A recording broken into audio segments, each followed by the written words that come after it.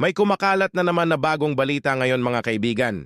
Naimbestigahan sa Kongreso itong mainit na balita, may-ari ang shabu na diskubre sa Pampanga. Siya pala ang pinakamalaking importer ng China at para malaman ang buong video panoorin ito. Ano ba itong kumakalat na balita?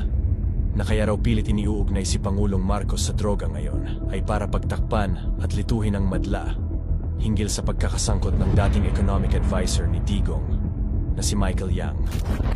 Si Michael Yang na sabit sa Farmally Anomaly ay sinasabing may-ari ng shabu na nadiskubre sa isang warehouse sa Pampanga noong nakaraang taon na umaabot sa higit 3 billion pesos ang halaga.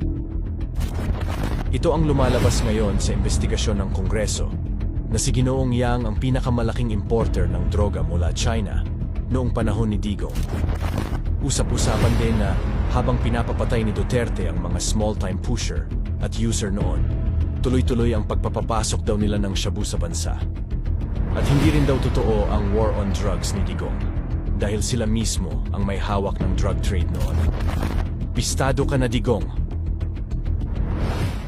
Ikaw na nanonood ngayon, anong masasabi mo'y comments mo na dyan hanggang sa muli? Ako sa Philippine Vision TV nagbabalita mula sa Pilipinas.